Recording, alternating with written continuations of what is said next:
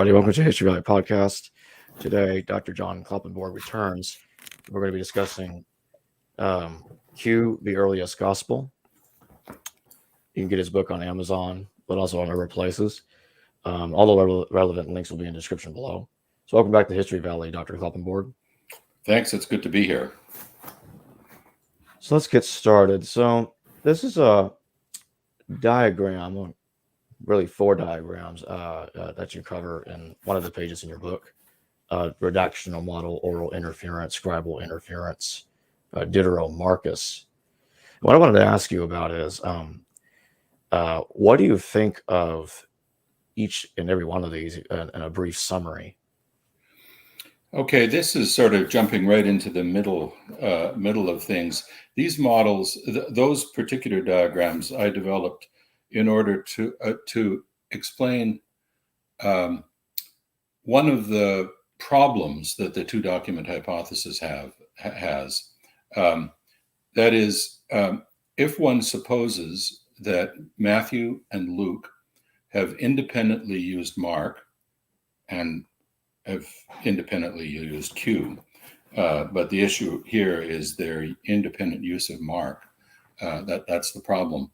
Then how does one explain those places where Matthew and Luke agree with each other against Mark?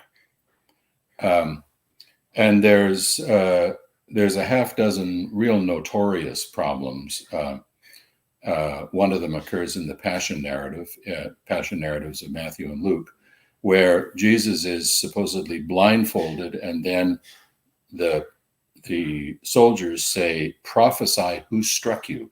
That's not in Mark.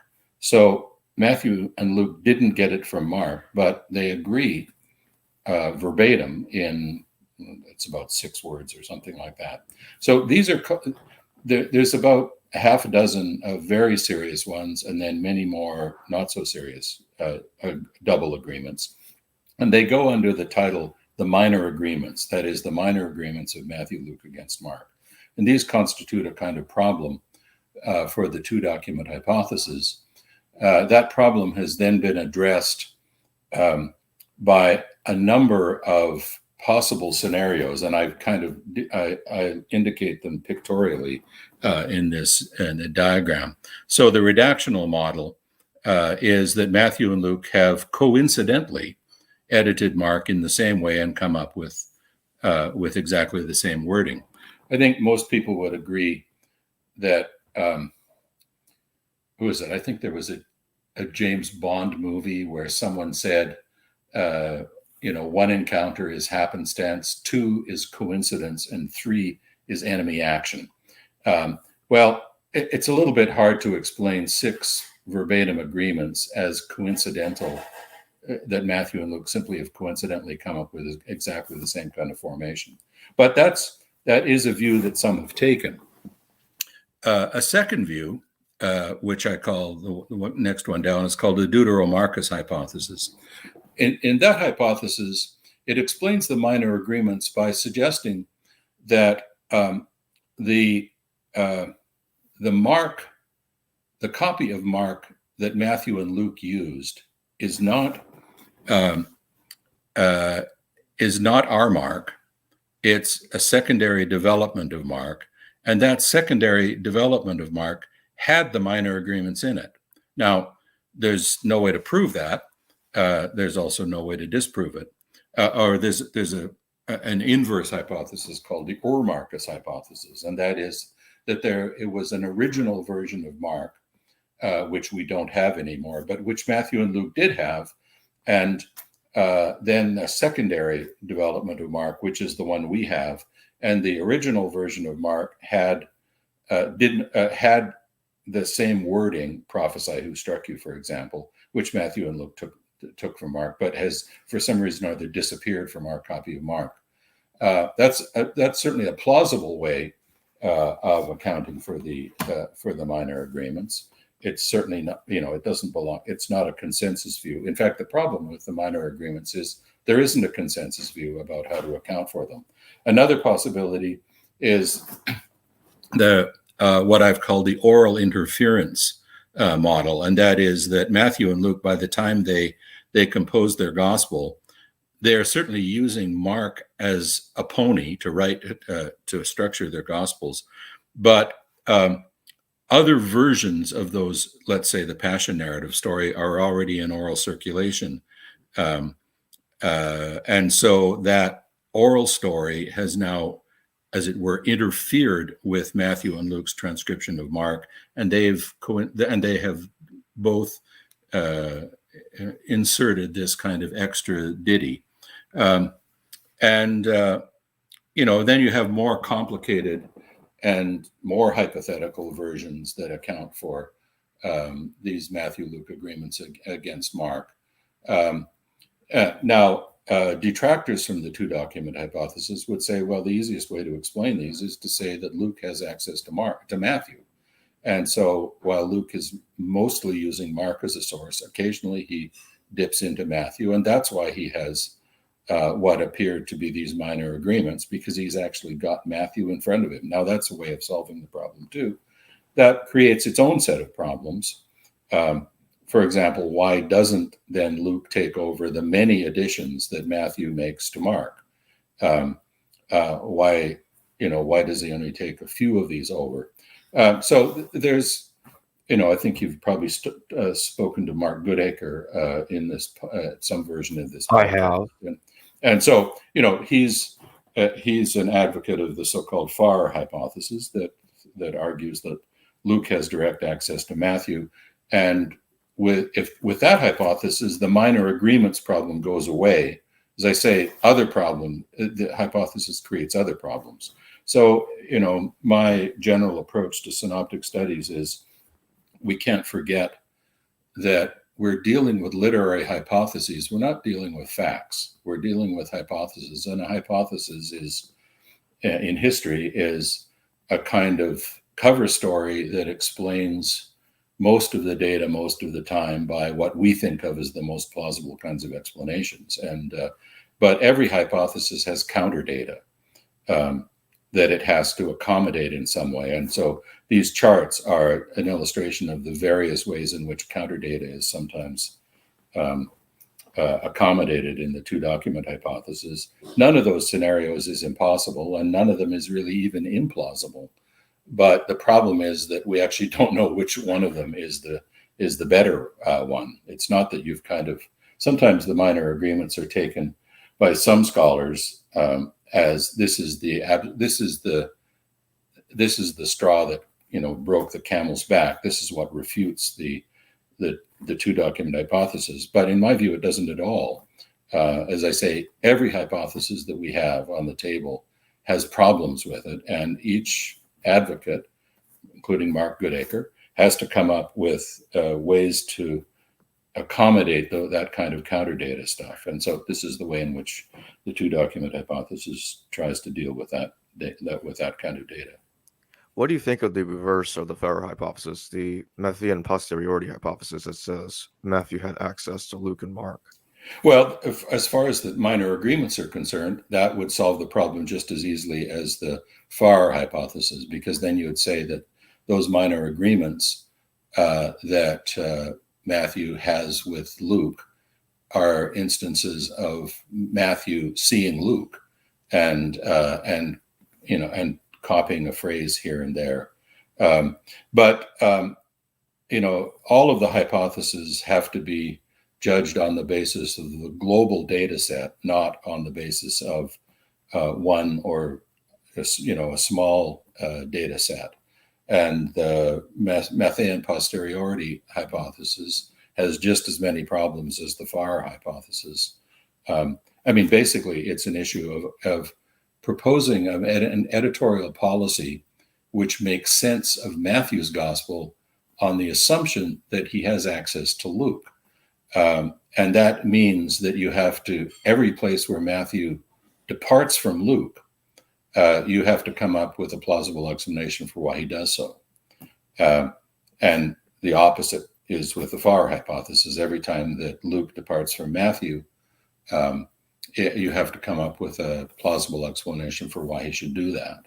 And that's actually the sticky point for both Matthean posteriority and for the Farr hypothesis, that coming up with a plausible, what we're doing there is kind of coming up with a picture of Matthew as an editor or Luke as an editor, assuming that they're rational editors and that they behave in a relatively consistent way and in a way which seems intuitive to us. And that's the point at which both of those hypotheses run into a certain amount of problems.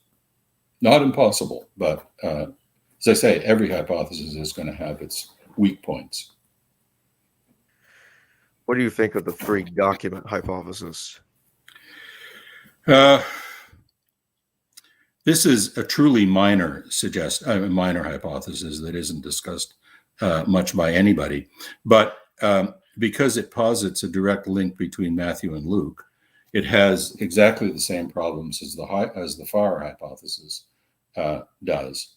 That is, when you have Luke departing from a Matthean wording or a Matthean ordering of a particular passage, then you have to come up with a good reason for Luke doing that.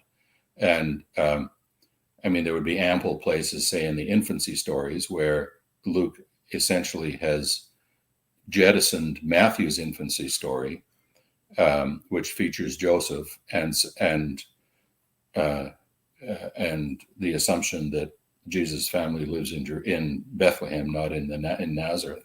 And Luke has then entirely rewritten the story, really keeping only the fact that the statement that Jesus is born in Bethlehem. That's about the only thing that survives in Luke's editing. So that's a peculiar kind of editing, especially on this hypothesis.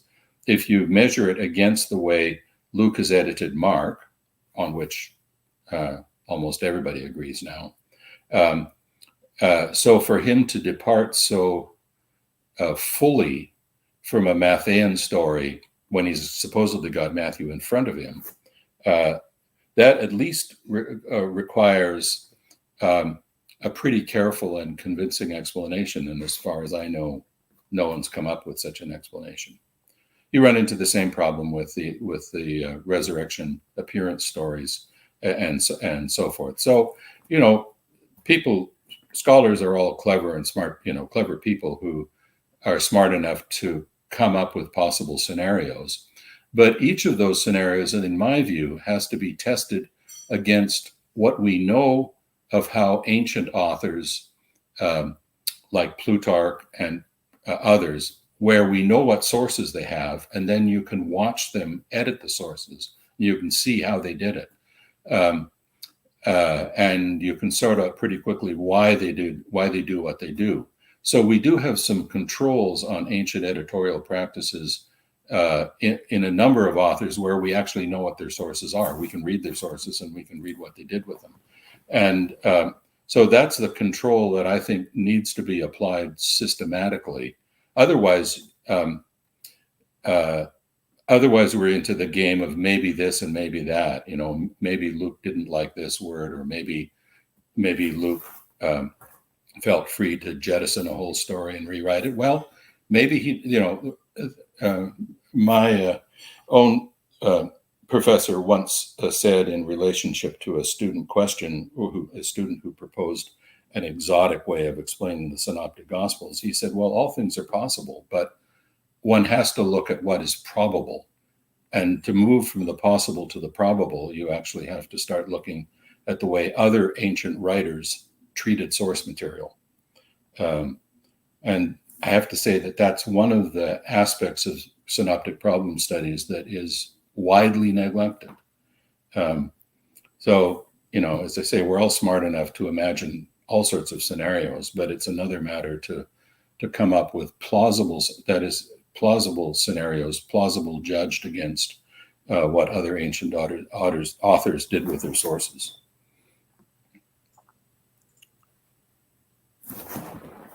So this is a table that you have in your book, in which it lays out Matthew and Luke agreements, not found in Mark. Pretty much most, I think it's most of what basically is the Q material. Yeah. Okay.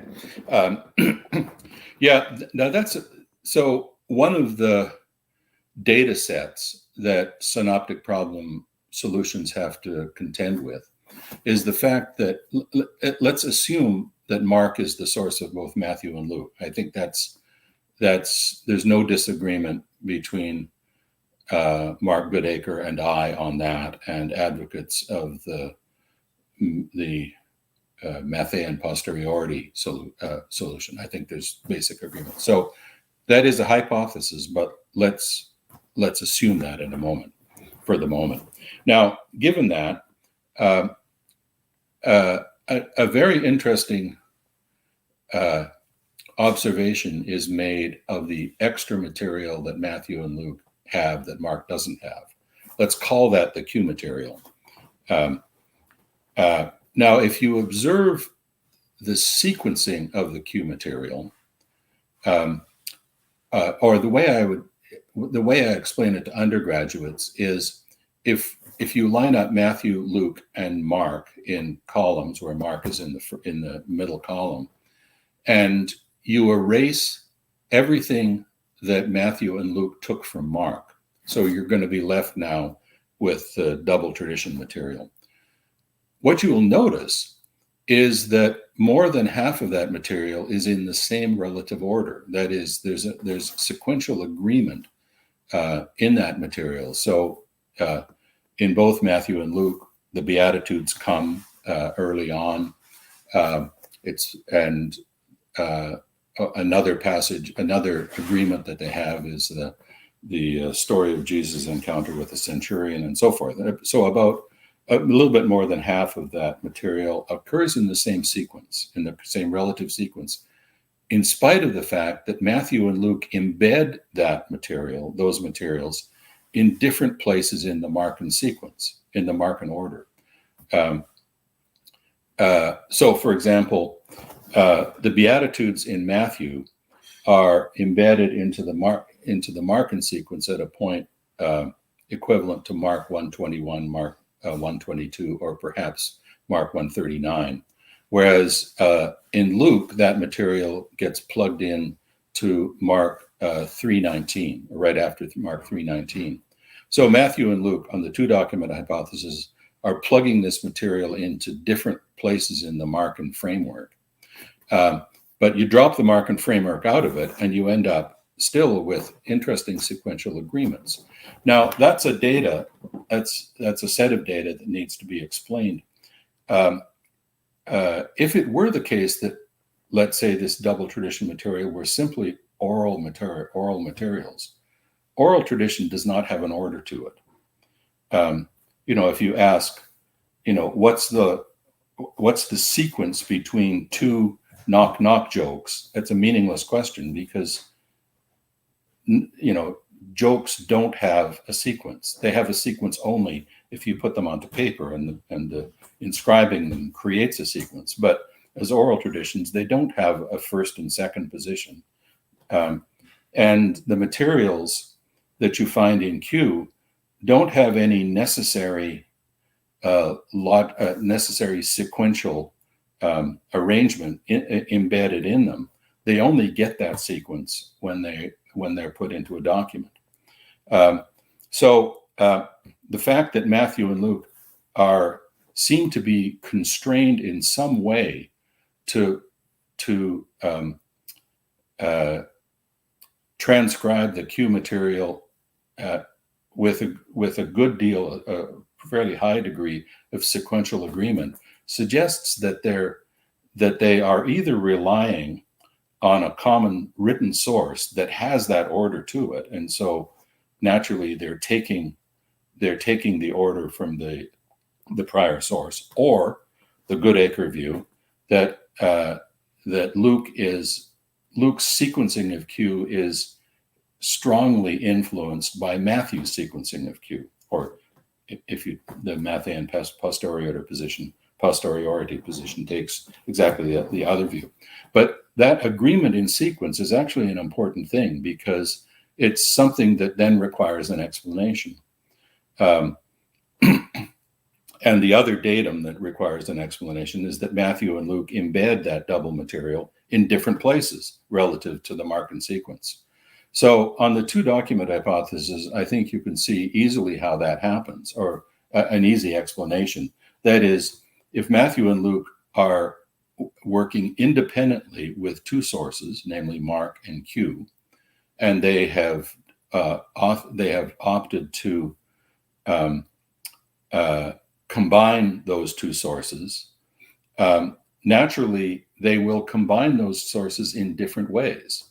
So Matthew will plug the Beatitudes in at a point around Mark 121, Mark 122, and that's where the Sermon on the Mount sort of plugs in for Matthew. Whereas Luke makes a different editorial decision and sticks it in at Mark 3:19. You can see also that the woes against the Pharisees appear in different places in Matthew and Luke relative to the Markan sequence. And basically after the appearance of John the Baptist and the baptism of Jesus, Matthew and Luke completely disagree in the way in which they embed Q material into Mark. Now that's explicable if they're working independently of one another. I mean, what I say to my undergraduate students is, if I were to give them a narrative biography of Socrates and then a bunch of sayings of Socrates that I had extracted from Plato's dialogues and ask them to combine this, I would end up with 35 different biographies of Socrates, because each one of them would make different editorial decisions about the occasion on which Socrates said such and such a thing. And if I found agreements in sequencing, then I would say one of them is copied from the other.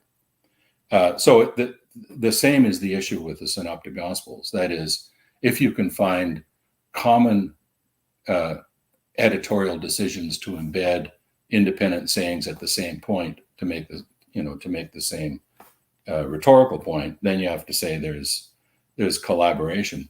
But interestingly, with Matthew and Luke, after the appearance of John the Baptist, Matthew and Luke disagree completely, and yet still reflect some kind of basic structure to whatever document they're working with. So that tells me that Q is a document, not just a bunch of oral tradition, because documents have real order. Oral tradition does not have an order to it. And I think it helps to make a stronger case for the independence of Matthew and Luke in editing the Markan and the other material. It's a long-winded answer, but this is a kind of a complicated theoretical issue. Why do you think that Luke and Matthew developed their nativity stories independently? Could they have had an older source that contained an earlier nativity story of Jesus? Well, it's often thought that Luke has an older source. Luke pretty clearly has the Septuagint, and the birth of John the Baptist looks like it's structured on the birth of Samuel from 1 Samuel. It's the same kind of a scenario: an infertile couple and then a miraculous birth. So whether he's a number of possibilities that he knows he's got to have Jesus born. Hellenistic biographies typically begin with the birth and childhood of the hero. So there's a common generic reason for Matthew and Luke wanting infancy stories, because that's the way you write a bios. But I think my own view is they probably don't know very much about the birth of Jesus, except that he had to get born, and then there's certain kinds of generic features that a good birth story has to have, and then they have drawn on their own resources or their own imagination about what needs to be there. I think there's almost zero historical about either of the infancy stories, but they tell us a lot about the literary and the cultural interests of the two writers. Matthew is very clear that he wants to connect Jesus to the history of Israel, And so, the formula quotations begin there. And Matthew is a genius in explaining everything that Jesus does. He can tell you why he goes to Egypt, because he pulls out of Egypt have I called my son. He can tell you why he's born in Bethlehem. He pulls on a text from Micah. So it's Matthew kind of creating an infancy story that he can footnote biblically. And all the way through, he is footnoting. He can also tell you why he settled in this otherwise unknown and utterly insignificant village called Nazareth. So he pulls a text from Isaiah, which has the term root in it, which is Nazar, and says that's the reason he was born in Nazareth. So Matthew is a genius when it comes to biblical footnoting. That's not exactly what Luke wants to do, but in a Hellenistic biography, it's important to indicate that the young man or the young woman in early life already showed the signs of extraordinary or prodigious kind of activity, and that's what Luke does. So Luke has Simeon and Anna already announcing the kind of person that Jesus was going to be like. They're looking at an 8-day-old child, and Luke is also the one that tells us the story that when Jesus is 12 years old, he's already showing debating skills and skills in learning that exceed those of his betters and his elders. This is the kind of thing that is also said by Plutarch in his biography of Alexander the Great. When Alexander was still a kid, he was able to tame Bucephalus, this untamable horse, and he was able to ride it. Well, an ancient person reading this story would say, that's a sign that greater things are yet to come. So, both Matthew and Luke are doing their own things with the infancy of Jesus. I don't think they've got much information to go on, but they do have the kind of generic constraints. That is, they know the kinds of things that need to be said about a young hero, and they use different idioms. Matthew really likes to drop biblical footnotes to us, and Luke has other kinds of values that he's enunciating. I don't think there's a common source there. What do you think of those? What do you think of the claim that Matthew or Luke, one had to know the other, because not just because of the minor agreements, but also because they both have a nativity story, although it's a bit different, and they both have a lot of other stuff in common too? Well, I would say they have nativity stories, but it's not just a bit different; it's almost completely different. And they both have resurrection appearance stories, but they're entirely different. All of Luke's resurrection appearance stories occur in the environments of Jerusalem. Matthew's all but one occur in the Galilee. So they've got them. This is, I would say this is a matter of how similar things are depends very much on how far you're standing away from them. If you're standing a long ways away from them and not paying attention to detail, you can say, oh, they're the same. If you start looking up close, you realize they're not the same at all. Whereas the material that they share with Mark is the same, with editorial changes, but the story of the woman who was healed of the hemorrhage, it's clearly the same story in Matthew, Mark, Luke. But the infancy stories in Matthew and Luke aren't the same stories, apart from the sort of trivial agreement that they both deal with birth. And it's a birth under unusual circumstances, but there's nothing unusual about that as far as ancient hero stories are concerned. Alexander is born under miraculous or unusual circumstances as well, and other heroes similarly were. Pythagoras, they're born in unusual ways. So, yeah, they at a very low level of magnification, maybe the stories are sort of the same, but as soon as you increase the magnification, they're not the same at all. And so that's exactly how I would answer. I mean, read the text carefully, compare the texts, and ask, is that really the same story? Well, at least infancy stories, resurrection appearance stories, they just aren't the same stories. When do you think the Q document was written? Good question. Our normal ways of dating New Testament documents, at least the gospel material, is to ask the question, does the author know about the destruction of Jerusalem? In Matthew, I think it's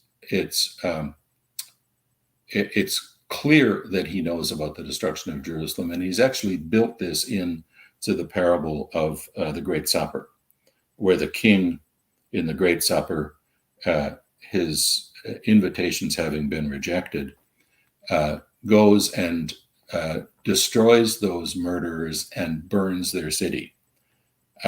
Seems to me that this is an unmistakable reference to the destruction of Jerusalem. Luke is equally clear in Luke 21, where you get a version of the Markan apocalypse, where Mark says, when you see the abominating desolation standing where it ought not, get ready to flee for the hills. Luke changes that by saying, when you see Jerusalem ringed by armies, then you know that its destruction is near. Luke knows he knows about Roman siege tactics, which involve ringing a city with what's called a circumvallation wall. And for Luke, that event is not the initiation of the end of the cosmos. It's the initiation of the end of Jerusalem. So his description of this, I think, tells you that he knows about the destruction of Jerusalem. So that puts both Matthew and Luke after 70. Mark, it's not quite so clear. I personally think that Mark is written shortly after the destruction of Jerusalem, because of the way he introduces Mark 13 about no stone on another and so forth. But then if you ask the question, does Q know about the destruction of Jerusalem? Well, that is a harder question to answer. On one hand, you might point to Q 1335. This is the Jerusalem, you kill the prophets and stone those who are sent to you. And then in the course of that, it said, behold, your house, your oikos, is abandoned or is desolate. Now, is that a reflection on the destruction of Jerusalem, where the holy place was destroyed? Or is it a polemical statement saying that the temple is there, but it's non-functional as far as we're concerned? That is, it's been abandoned by God. I don't know if you can tell between one possible reading and another possible reading. A couple of my colleagues, Paul Hofmann and Matti Miłkowski, have argued that the Son of Man stuff that shows up, especially in Q17, kind of heavy apocalyptic material, suggests this comes from just after the destruction, and they point to a kind of apocalyptic frenzy, highly emotive sayings, which might make sense if the framers of Q are sort of observing from the Galilee, I suppose, what's just happened. And but that for me is such a subjective argument. That is, it's pretty hard, to move from emotionally laden sentences or expressions to a particular dating is such a difficult thing to do. and when you deal with apocalyptic literature, it trades in these highly emotive phrases. So does that allow us to date the apocalypse of John? I don't think so. Apocalyptic groups can generate all sorts of, literary heat by themselves when nothing else is happening around them. So this is just too subjective of a kind of argument for me. But I don't have anything. I don't think have anything clear to volunteer. I think Gert Tyson has suggested that Q might be dated much earlier in the 40s. I think it probably belongs in the period, say, from 66 in the 60s sometime. But this is this is not anything that I'm going to go to the wall about. Since you've stated that that Luke and Matthew modify Mark's little apocalypse, that indicates that Luke and Matthew knew about the destruction of the temple. Do you think Mark knew about it? I think he did, but the argument there is a little on the complicated side. I wrote an article in Journal of Biblical Literature in maybe 2005 called "Evocatio Deorum" and the dating of Mark. I would start by saying, asking the question, who would have known that the temple would be disassembled? That is, and that seems to be the implication of Mark 13, 1-2, where the disciples, comment on the beautiful stones, and Jesus says, not one stone will be standing that is not thrown down. Well, in Roman siege tactics, Romans who actually regarded themselves as the most pious people on earth, and people who would not frivolously or casually interfere with the sanctuary of any other god, they had developed a notion that when you go into a city, you don't just wreak destruction and destroy the temple, because the god lives there.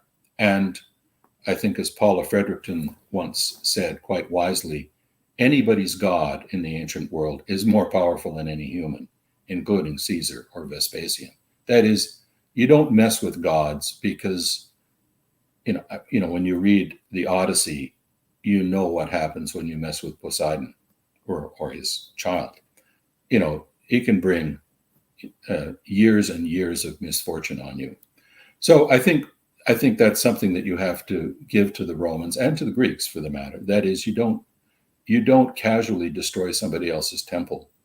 The Romans had developed a very interesting approach to this problem, though, by a practice called Evocatio Deorum, literally the calling out of the gods. They had developed this practice, as I think the first time we see it is in the siege of the Etruscan town of Veii in the 2nd century BCE, where they were told that the god in Veii was Juno, and Juno was the protectress of the city, and that's the whole idea of having a tutelary god, that you have a god in a temple, and as long as you take care of the god god will protect the temple. And so the Roman legate at that point said, well, my solution to that is to invite the god out and to promise her a temple in Rome, which is what they did. So she becomes then part of the Capitoline Triad, right? Juno, Jupiter, and Hestia? No. And that was a successful Livy tells the story of the evoking of Juno from Veii. And the Romans subsequently used this practice at Carthage. They probably used it at Corinth in 146. And we know that they used it in the 1st century BCE at a little town called Asarovetus in Silesia, because we've got the inscription that they used, that is the formula of the evocation that they used. It begins with, if there is a god or goddess in this town, I promise them a place in Rome. So the idea that the Romans worked with is that if you clear the god out of the temple, it's no longer a temple, it's just a building. Now you can knock it down. It's such a wonderful practical notion, a practical response to this kind of theological problem that the Romans confronted in siege. Now, I think they did this in Jerusalem too, and Book 7 of Josephus's War has Titus start to quote the Evocatio. Now, Josephus does not want to convey the impression that Titus was able to evoke the Jewish God from the temple. I think that would violate a lot of Josephus's sensibilities. But he does actually slip, as it were, and have Titus start the formula of the Evocatio. I think Titus did that. And I think Mark knows that he did it. And as I say, normally you wouldn't destroy a temple because the god lives there, but you can destroy it if the god has been evoked from the temple. And that's the conditions under which the statement, there will be no stone standing on another, that is, the temple itself will be destroyed and disassembled. We have, by the way, several other reports from Tacitus, from Josephus, and from Second Baruch, I think, to the effect that just prior to the destruction of the temple, the god was heard to be leaving. Let us go forth. And strange sounds were heard in the temple, and so forth. And Mark also has the notion of the tearing of the temple veil, which I think some scholars have imagined that it means that now the holy place is open, that Gentiles are being given access into the holy place. I think that's entirely the wrong way to read this. When the veil is torn from top to bottom, it tells you that it's the God that's doing it, and the God is doing that in order to leave. As I say, we have at least 3 other versions of this story that the God left the temple prior to the destruction, and that's Mark knows about that, and so I think Mark has already built into his account in Mark 13 and the death of Jesus in Mark 15. He knows that the temple had been destroyed and that the deity had left, and it was that allowed Titus to take the temple apart. So that would tell me that there's knowledge of the destruction of the temple in Mark already, and especially in the veil story and in Mark 13, 1-2.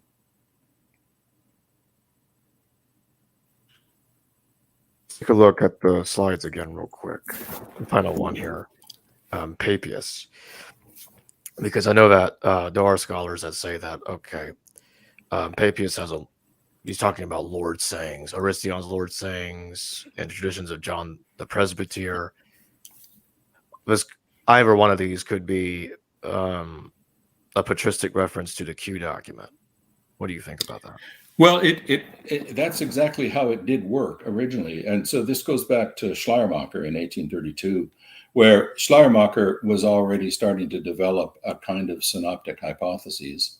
He thought that Matthew, he was concerned mostly with Matthew in that essay, but he posited that Matthew had 2 sources. The composer of Matthew had 2 sources. He had a narrative source, which looked a lot like Mark. He doesn't think that he actually used Mark, but he thought that there was a kind of a narrative source. And then he sees this reference in Eusebius about Papias, Papias reporting that Matthew organized or arranged the Logia, the oracles of the Lord, in the Hebrew language, and everyone interpreted them as they wished. And so he suggested that the sayings material that Matthew has comes out of this Logia document, and that Matthew has combined the Logia document with some kind of a narrative source. So in a way, he's proposing what could be seen as a kind of early version of the Q source. He doesn't call it Q. It's not named Q until about 1892 in an essay by Johannes Weiss. But that Papias saying certainly had a big influence on scholars. It eventually gets abandoned as evidence of Q. For one thing, it's not at all clear that what we think of as Q was composed in the Hebrew language or in Aramaic. It simply doesn't have. It doesn't look like it's translation Greek, and there's not a high enough frequency of reflections of Semitic syntax to be translation Greek. It looks like it's a Greek composition by someone who had some Semitic idioms, but that's a different matter than being translation Greek. So as I say, it's actually one of the tidbits that sort of gets the notion of Q going, but eventually Papias as evidence of Q gets abandoned by the beginning of the 20th century, pretty much. What language do you think that the Q document was written in? Because I know that there are some that say it was written in Aramaic, some say it's in Hebrew. So there's a lot to say it's in Greek. Well, I'd say the version that we've got is written in Greek. And the reason for saying this is we know enough about the Septuagint's relationship to the Masoretic text to be able to come up with what you expect in translation Greek and what you expect in free composed Greek. So some of those, there's a very important study done many years ago by, I think his name was Raymond Martin, and then another one by Elliot Maloney called Semitic Interference in Markan Syntax or something like that. But they all worked with some of the same kind of data. So as you probably know, and I think as a lot of your hearers know, in a Semitic language, the definite article is always attached to the substantive. So you say, haaretz, the land. Or in Aramaic, the definite article goes onto the back of the word, not onto the front of the word. In Greek, it doesn't. In Greek, the definite article can be 3 or 4 or more words away from the substantive that it governs, because Greek can put an adjective between the two, agathos kalos, agathos aner, the good person or the good man, or you can put a participial phrase. You can put a lot of stuff between the definite article and the noun. So one of the measures is you look at Q and you see how many times you've got a noun with a definite article attached, and how many times you've got a noun where there's something intervening between the article and the noun. And Q has far too many of the second kinds of structures, that is, where the definite article and the noun are interrupted by another phrase. That cannot be translation Greek. That cannot be a kind of Greek version of a Hebrew phrase, because Hebrew can't do that. Hebrew also has one principal way of connecting independent clauses, and that's va, which gets translated in Greek as kai, and. And you can see this if you read Genesis, where independent clauses are connected by and this happened, and that happened, and. So it doesn't have a lot of subordinating conjunctions. So you can look at Q and ask, what is the relative proportion of paratactic constructions where and is used, and hypotactic constructions where a properly subordinating conjunction is used? Again, those fall outside of translation Greek frequencies.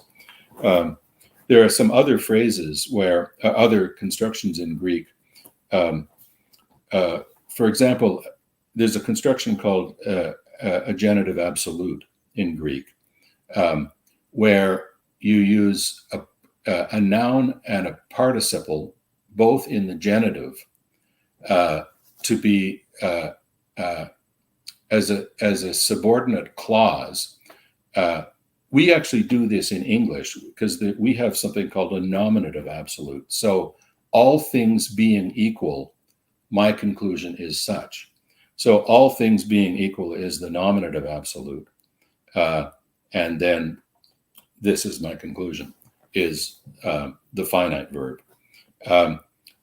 Greek does the same thing, except it puts the participle into the genitive.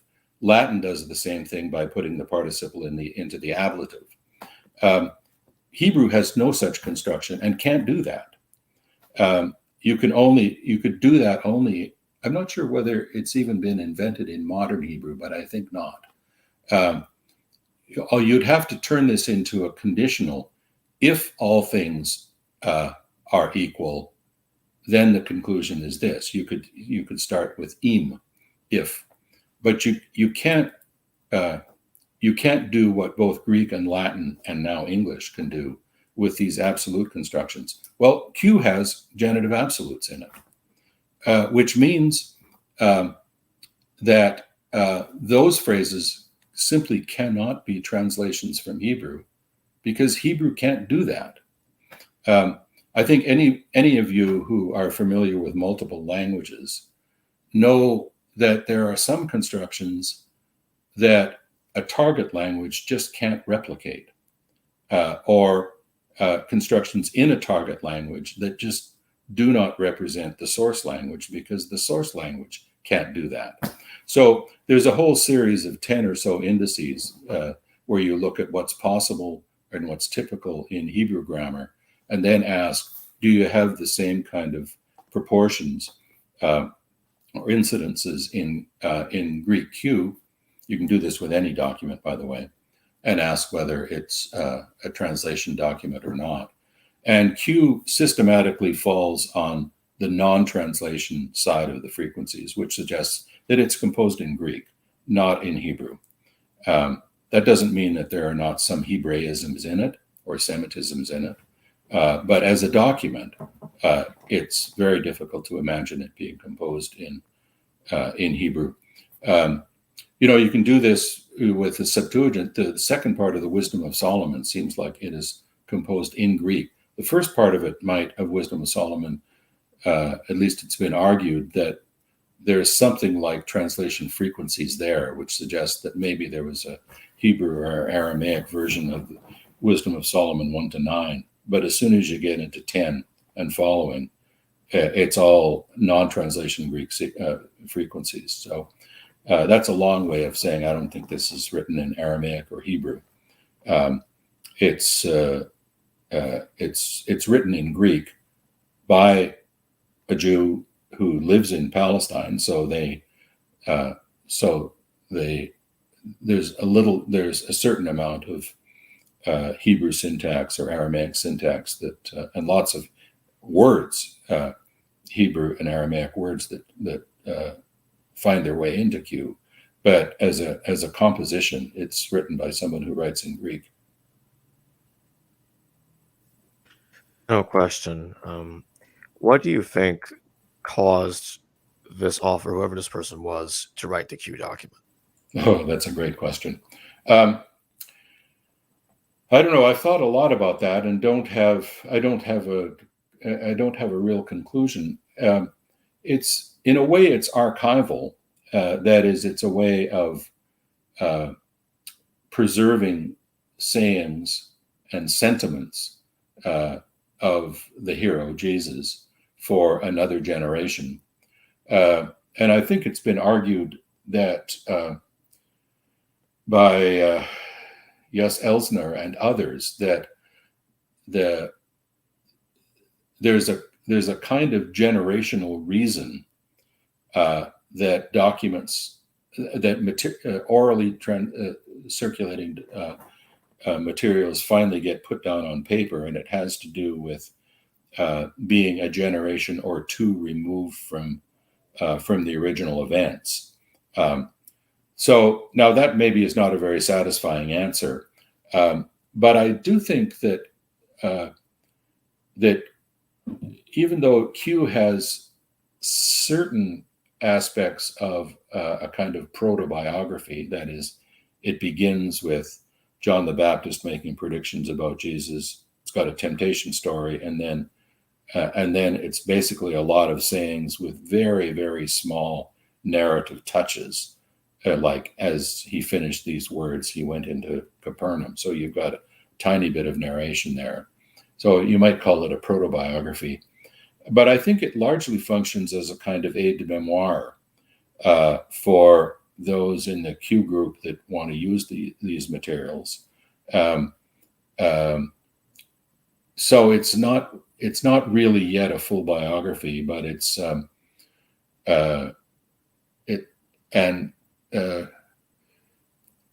when Plutarch writes some of his biographies, it looks like he's using notebooks of sayings that have been collected, say, from Caesar or from one or other hero.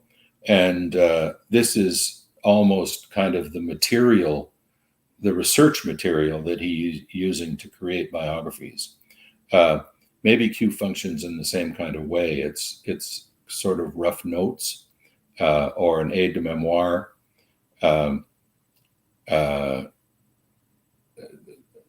Intended ultimately for producing more substantial literary biographies or something like that. But it's a great question for which, we don't have, very good answers. And it's partly because the beginning of Q is missing. That is, we don't know how it began. In the case, say, of the Gospel of Thomas, we've got its beginning. These are the secret words which the living Jesus spoken with Judas Didymus Tautomus wrote down. Whoever finds the interpretation of these words will not taste death. Well, that already tells you something about why it's composed. That is, it's a kind of school text or a reservoir of cryptic wisdom that is designed to lead people to whatever life is for the Gospel of Thomas. Unfortunately, the incipit of Q is missing, and maybe that would have told us why it was composed, but it's missing, so we don't have it. Well, thanks for joining me once again, Professor Kloppenborg. Okay, thank you.